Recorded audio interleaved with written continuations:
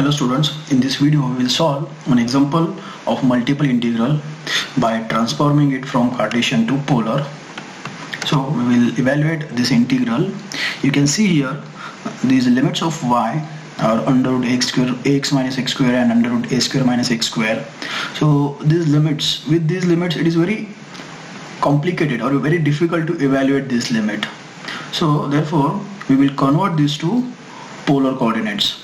So let us call this integral as I. We will first start with the region of integration, that is R. You can see here the x is equal to 0 and x is equal to a. These are the lines, vertical lines, and y is equal to under root ax minus x square.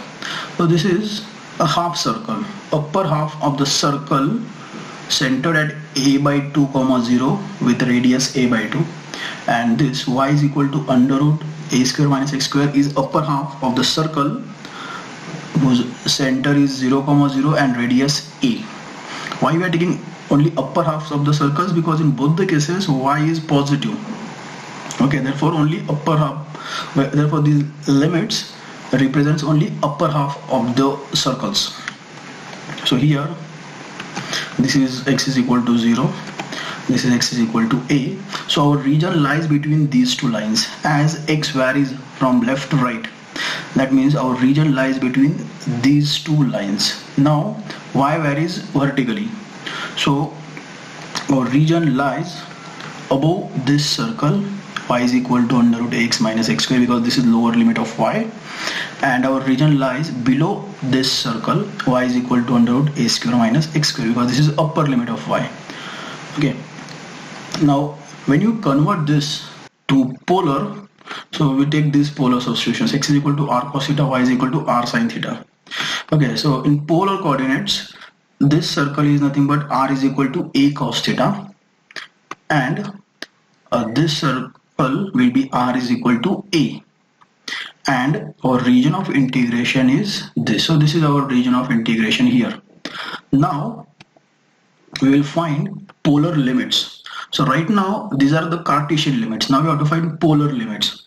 So to find polar limits, we will take this region. Okay, so this is how r varies. Now this region will vary from this horizontal line, that is x-axis, positive x-axis, to this vertical line, that is a positive y-axis. But in this case it will cover the whole region, but we don't want this region here which is below this smaller circle. We want only region which is between these two circles. Okay, so for limits of theta, theta should vary from 0 to pi by 2. So these are the limits of theta. And for limits of r, if you take limits of r from 0 to a, it will cover whole region including this part also, which we don't want. So how we should take limits of r? So r should vary from this circle, the smaller circle, to this bigger circle. Okay, so this is how r should vary.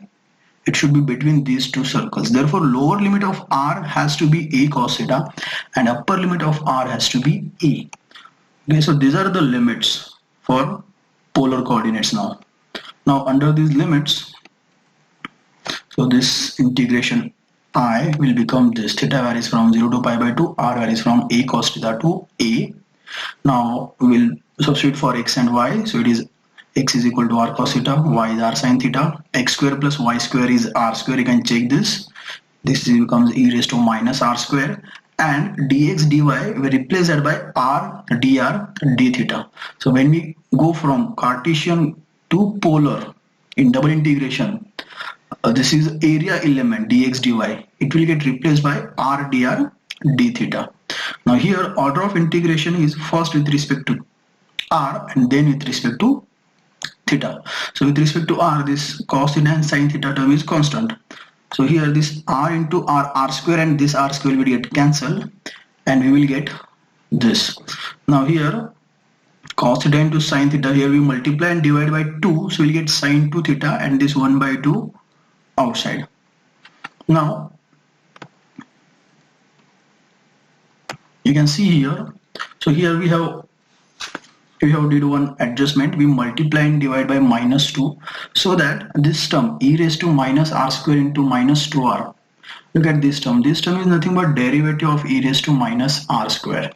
So when we differentiate or integrate this with respect to r, we get this. So this 1 by 2 and this minus 1 by 2 will be minus 1 by 4, limits of theta from 0 to pi by 2, sin 2 theta as it is, and integration of e raised to minus r square into minus 2r will be e raised to minus of r square within the limits a cos theta to a. So which gives us this integration. Now we will integrate this with respect to theta. So let's separate this into two terms. Now again here we did one adjustment. We multiply and divide by a square. Okay, so that this derivative of e raised to minus a square cos square theta will be e raised to minus a square cos square theta into minus of a square into derivative of cos square theta will be minus sin 2 theta. So that minus sign will get cancelled and we will get e raised to minus a square cos square theta into a square sin 2 theta. Okay, which is the derivative of e raised to minus a square cos square theta, and therefore integration of this term will be e raised to minus a square cos square theta upon this a square. So we get this. Okay, now let's put limits. So when we put these limits, we get this term. So this minus will become plus 1 by 4 e raised to minus a square. Now cos of pi will be minus 1 upon 2 minus this cos of 0 will be 1 upon this 2 plus this term 1 upon 4a square. For theta is equal to pi by 2, cos pi by 2 is 0, therefore e raised to 0 minus e raised to minus of a square when we put theta is equal to 0. So which gives us this term minus 1 by 4 e raised to minus a square plus 1 upon 4a square into bracket 1 minus e raised to minus a square. So therefore this integration is equal to this. So this is how we can find or we can evaluate double integration by converting it into polar coordinates. So this reduces our calculations.